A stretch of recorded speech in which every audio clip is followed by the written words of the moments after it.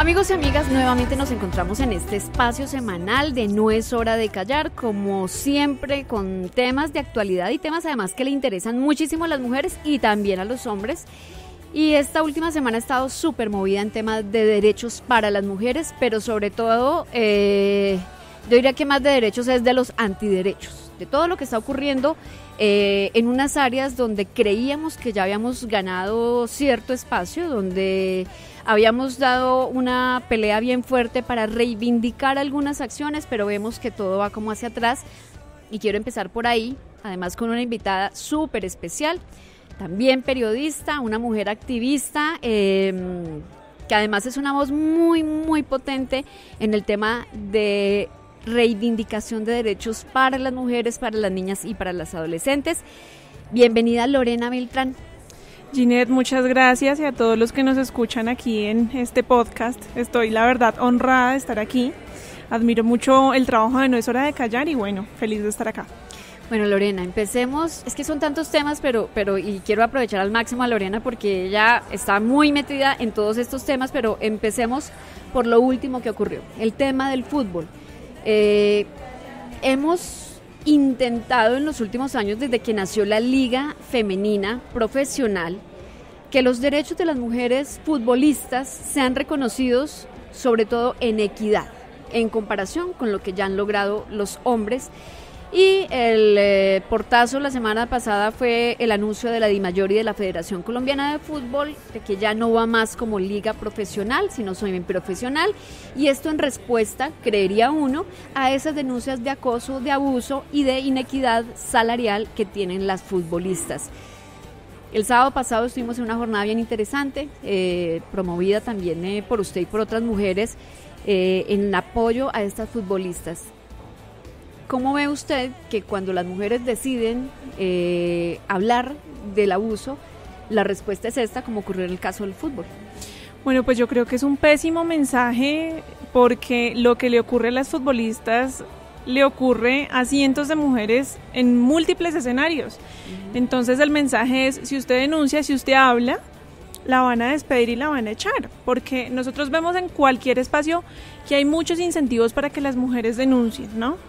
No, mire, no se quede callada, la justicia está de su parte, denuncie, pero cuando uno lo va a hacer, se encuentra con una justicia que primero lo revictimiza, segundo lo señala y tercero, pues que no le hace un acompañamiento, por lo menos en el entorno laboral. Si lo vemos como el entorno laboral, pues digamos que las mujeres quedamos sin un acompañamiento cuando decidimos contar que algo no está bien en nuestro trabajo. Por ejemplo, Lo hablo en términos del periodismo, porque con la FLIBA hicimos hace un tiempo una campaña precisamente para que se conozcan esos casos de acoso. Cuando yo era periodista política, recuerdo que tuve un incidente con una fuente. Incidente, vea cómo le cambia uno el nombre, no un incidente, no, que fui acosada por una fuente. Sí. Y recuerdo que yo era muy chiquita, tenía 18 años, asustada, le conté un poco a mi editor y mi editor me decía, ¿y usted qué dijo? Y yo le dije, pues no, le dije que no quería. Bueno, eso es lo que hay que hacer y seguir trabajando.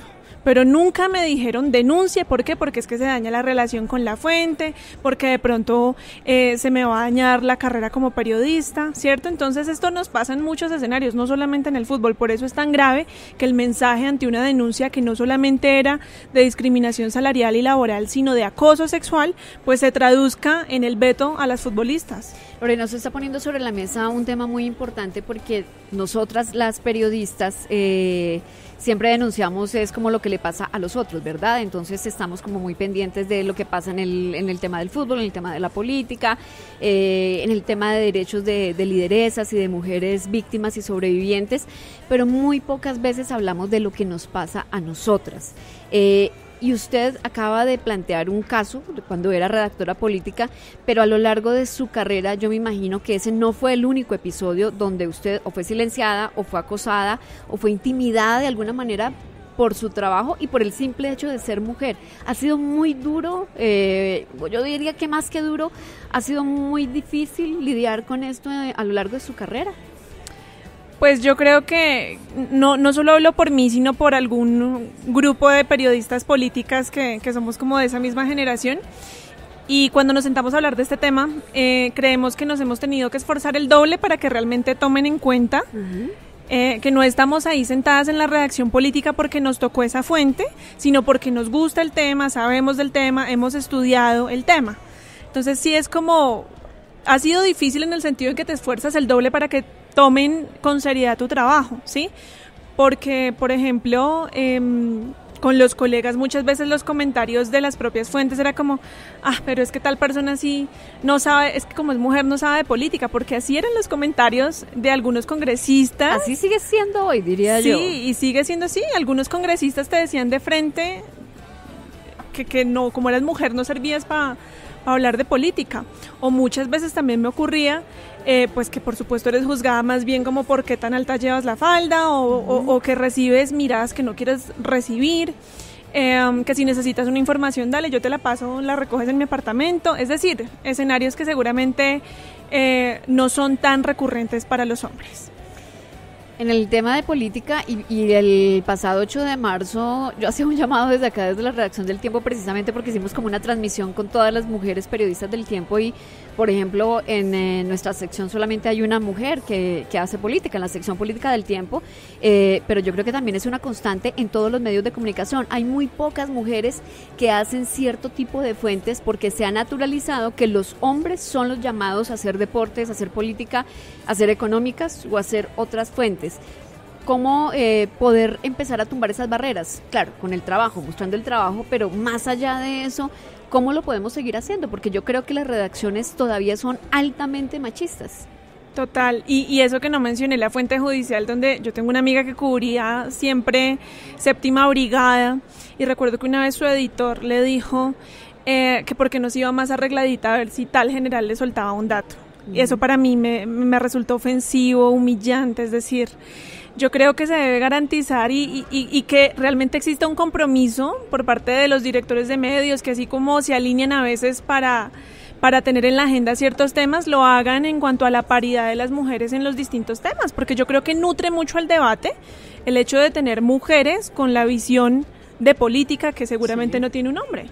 El otro día estábamos en una conferencia en la Universidad Externado y hablábamos con los profesores de eso, que nos preguntaban a dos panelistas que estábamos allí, bueno, ¿y cómo podemos hacer para garantizar más esa participación de las mujeres? Y yo le preguntaba a los profesores, ¿cuál fue el último libro que le mandó leer a sus estudiantes? ¿El autor era hombre? Sí. ¿Y el anterior? También. ¿Y el anterior? También. Bueno, pues necesitamos una visión de las mujeres en una participación justa y equilibrada. Cuando usted menciona eso del tema de los libros, y no solamente en el tema de los libros, sino precisamente desde el periodismo en el tema de las fuentes, algo que hemos intentado derribar como concepto es que si uno mete a un analista, la voz de un analista hombre, la información tiene mucha más fuerza porque los analistas hombres son como más profundos o pueden debatir mejor y uno mismo lo hace. Cuando se escribe cualquier texto, no estoy diciendo solamente en el área de política o económicas, que son como las fuentes fuertes, sino en cualquier tipo de fuente, son muy pocas las mujeres analistas que uno ve citadas en los informes. No dependerá también mucho de las mujeres que empecemos a abrir ese espacio y que le demos campo a las mujeres, demostrando de que tenemos esa misma capacidad de debatir, de investigar, de reflexionar y de analizar como la tienen los hombres. Claro, y yo creo que aquí ayuda mucho que cada vez más somos generadores de contenido, entonces yo sí veo, o por lo menos yo sigo en mi burbuja, porque las redes sociales son la burbuja que uno sigue, pues a muchas mujeres analistas que suben sus videos, que opinan, pero yo sí creo que debería tener mayor incidencia en los medios, que es pues como muchos todavía nos informamos. Lorena, eso es solamente como una parte de lo que está ocurriendo con las mujeres hoy, no solamente en Colombia, sino en el mundo. Si uno se va a Estados Unidos o si se va a Reino Unido o va a África, es la misma situación y estamos atravesando casi que por lo mismo. La Federación de Fútbol de Estados Unidos acaba de demandar por esa inequidad salarial. Las mujeres futbolistas de Argentina están pidiendo que haya una liga profesional y en otros países del mundo pasa exactamente lo mismo, pero no es lo único. En ese panorama, desde el activismo que usted realiza, ¿cómo está viendo otras áreas y otros campos y qué radiografía podría ser de cómo está nuestra situación hoy en día cuando se cree y se dice que hemos ganado más voz, pero yo lo que siento es que que por el contrario el tema está mayor expuesto y con mayores dificultades? Pues yo creo que en cierta medida responde a procesos políticos también en la región, ¿cierto? Una derechización generalizada, por lo menos, hace que muchos se sientan empoderados porque precisamente la política está en medio de ese debate un poco conservador, como es el caso de Brasil, como es el caso de Colombia, ¿cierto? Que muchos de los que antes se sentían perseguidos políticamente ahora dicen, estamos aquí, volvimos, y en cierta manera muchos discursos son profundamente conservadores y machistas. Entonces creo que no hemos perdido los esfuerzos que teníamos, pero sí la tenemos más difícil, ¿sí?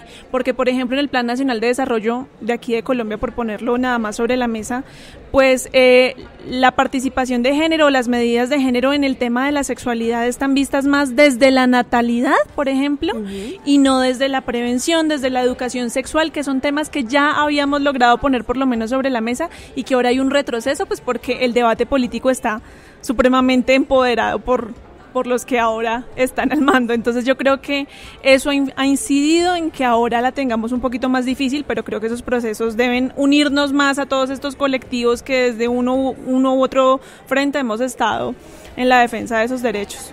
Y precisamente de cara a ese debate político, el sábado pasó algo curioso en redes sociales, y es que en el partido estaban dos mujeres que están aspirando a la alcaldía por Bogotá, Ángela Garzón y Claudia López. Ángela Garzón por el Centro Democrático, Claudia López por el partido Alianza Verde.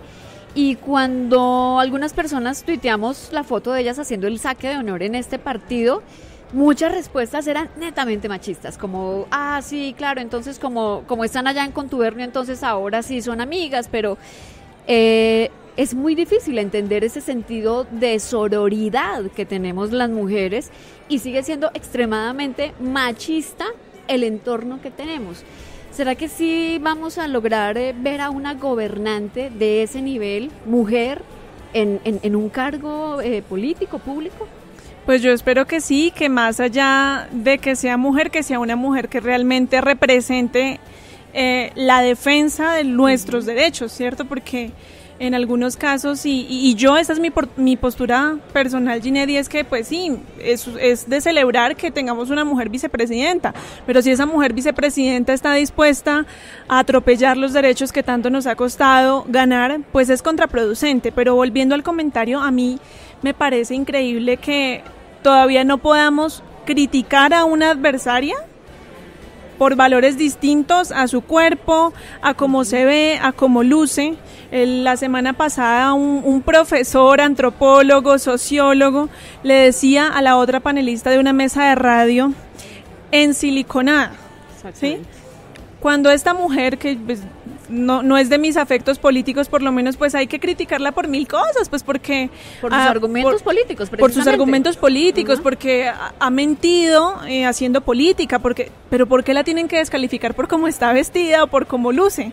Es de verdad absurdo. O por ejemplo, ahora que hablamos de fútbol, cuando uno ve el noticiero Deportes Mediodía, oiga, tal periodista no me parece tan centrado, de verdad que qué fastidio cómo habla, pero mire a la otra cómo ha bajado de peso, cómo está de linda, ese pantalón se le ve tan chévere. No, es que de verdad esto pasa en todos los escenarios que somos medidas, por qué tan larga llevamos la falda, por qué tan buenas estamos o no. Sí. Entonces yo creo que es algo que tiene que cambiar. Yo no tengo por qué descalificar a las demás por cómo están vestidas, y eso no quiere decir que tengamos que querernos todas, porque qué tal, a mí yo sé que hay mujeres que no comparto ideales políticos o lo que sea, pero no tengo que descalificarlas por cómo van vestidas o por cómo es su cuerpo, sino pues por sus argumentos. Exactamente, y yo creo, Lorena, que usted es una de las mujeres que nos ha dado un gran ejemplo precisamente en ese tema, en que uno puede ganar terreno, en que uno puede posicionarse dentro de un círculo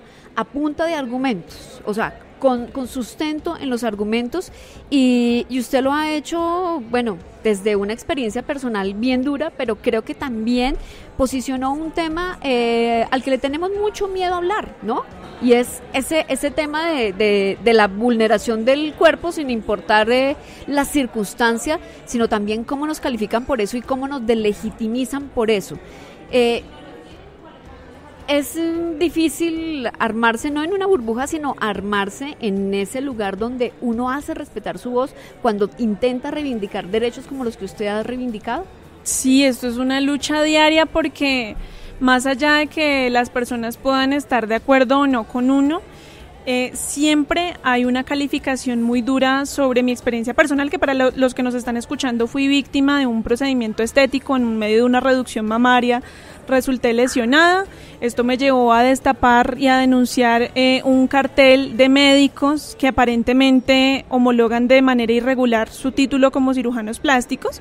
Entonces operan aquí en el país con todas las credenciales, pero pues sin cumplir aparentemente los requisitos. Entonces, como es un tema que va ligado al cuerpo, a la estética, entonces siempre me señalan es ¿por qué es tan bruta? ¿Por qué se operó? Pues hombre, porque es mi cuerpo, porque es una decisión autónoma, porque yo defiendo la autonomía de las mujeres sobre su propio cuerpo, no solamente a la hora de abortar, sino también a la hora de modificárselo o a la hora de hacer con él lo que le plazca, ojalá siempre en condiciones seguras.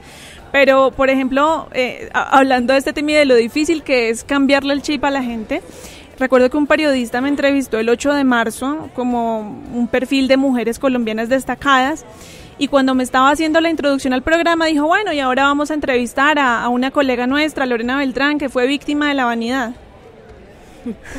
Bueno, creo que eso ya dice bastante. Yo no fui víctima de la vanidad, sino de un médico negligente. Entonces siempre es a volver a culpar a la persona. Pero es lo que se naturaliza, ¿no? Es la naturalización del machismo de usted siempre tiene la culpa de lo que le pasa. De lo que le pasa, ¿sí? Exacto. Pero le pongo entonces en el escenario este otro actor. Por ejemplo, en Medellín, un excontralor de Antioquia se hizo una liposucción en un hospital público que él auditaba, es decir, todo estaba mal ahí. Auditaba ese hospital y se hizo una cirugía plástica, pero firmó los papeles diciendo que era otro procedimiento, creo que de una hernia, algo así. El mismo periodista que me dijo vanidosa lo entrevistó al aire. Yo esperando el momento en que le preguntara ¿y por qué fue tan vanidoso? No, a él sí le preguntaron por qué se operó en el hospital que auditaba, por qué esto, por qué lo otro. Es decir, yo denuncié una red de corrupción, pero todavía lo que me preguntan es por qué soy tan vanidosa, qué otra cirugía me haría. Es decir, somos juzgadas de verdad por otro asunto y no por el valor de nuestros argumentos. Claro, porque precisamente lo califican a uno es por lo que físicamente lo mueva a uno y no vuelvo al tema del argumento que me parece muy importante y usted lo ejemplifica con el caso de la panelista. Estamos hablando de Natalia Bedoya, que es una persona que además se ha declarado abiertamente uribista y que tiene pues unas posiciones muy respetables, pero que sí hay que controvertirlas por eso, por sus posiciones, por sus argumentos y no por su físico, y eso fue lo que hizo este profesor. Pero Lorena, en esa batalla que usted ha dado, porque fue la persona que en este país puso sobre la mesa toda esa corrupción y todo ese entramaje que había detrás de la cirugía estética y de lo mal seguido que ha estado por parte del Estado esta parte médica en particular, hoy yo veo que el problema sigue casi que igual, ¿no? Seguimos teniendo mujeres que mueren en el quirófano, seguimos teniendo médicos negligentes, seguimos teniendo mala información sobre cómo deben ser los procedimientos seguros, pero también gente que a pesar de que estén en buenas clínicas no tienen la experiencia. ¿Qué ha pasado con ese tema? Bueno, pues es que en Colombia pasan tantas cosas, tantos escándalos que se nos olvida cada uno con mucha facilidad. Lo que me ocurrió a mí, yo no fui ni la primera ni la última víctima de una cirugía estética, pero lo que ocurrió es que yo decidí hablar, ¿sí? Porque dije, no, de verdad que no es justo que mujeres repitan mi experiencia. Uh-huh. Pero en este país, si no tenemos una Rosalvira Celi, entonces no hay una ley que castigue de manera más dura los feminicidios. Niñas como Juliana Zamboni, tenemos en este país 25 al día que son violadas, 25, si no estoy mal con esa cifra. Sí. Pero si no tenemos el caso mediático en Bogotá, entonces no se hace nada. Y lo mismo ocurrió con la cirugía plástica. Fui capaz de denunciar, tuve la atención de la prensa durante un tiempo, pero cuando los micrófonos se apagan y las cámaras se van, lo del Congreso no legisla, el Estado no le para las bolas al asunto, entonces esto sigue igual. En este momento, el proyecto de ley se hundió por cuarta vez en la legislación pasada, se hundió por cuarta vez. Lo quieren volver a radicar, sin embargo las personas que lo radicaron le metieron unos orangutanes tremendos como suele ocurrir. ¿Y esto por qué pasa? Pues porque la industria de la belleza en Colombia es supremamente poderosa, hay muchos bolsillos que se van a afectar si se pone una reglamentación fuerte, entonces esto ha permitido que sigan impunes, que no tengamos una ley que diga lo obvio, que si usted no estudió cirugía plástica, pues no puede hacer cirugías plásticas. Entonces, pues la verdad, yo desde aquí, desde estos micrófonos, Ginette, le hago un llamado al gobierno, al Ministerio de Salud, a Juan Pablo Uribe, el ministro, para que por favor tome cartas en el asunto, porque hasta el momento, oídos sordos, falleció una mujer en Armenia hace 3 semanas, a manos de un médico que yo había denunciado hace apenas unos días antes de esa muerte. Y la verdad es absurdo que muchas vidas se sigan teniendo que perder en el quirófano porque no hacemos nada más allá de la indignación de redes. Pues bueno, ese es otro tema que queremos tener en un próximo podcast y que de una vez la invito, Lorena, porque yo sí creo que tenemos que seguir hablando de lo que está pasando desde ese lado de la cirugía estética y desde cómo se le están vulnerando los derechos a decenas de mujeres que han querido hacer algo por decisión propia con sus cuerpos, pero que no han tenido toda la seguridad médica para poder hacerlo. Lorena, gracias y siempre bienvenida a este podcast de No es hora de callar para seguir hablando de los derechos de las mujeres. Esperamos tenerla en un próximo espacio, así que usted sabe que esta es su casa. Muchas gracias y ojalá que todos los que nos están escuchando sigamos en pie de lucha por nuestra defensa de los derechos que tanto nos ha costado ganar, así que no es hora de callar. Así es, con ustedes nos encontramos la próxima semana con otro tema de estos que son coyunturales de actualidad, pero que además nos interesan porque lo importante es eso, la reivindicación de derechos. No olviden que no es hora de callar.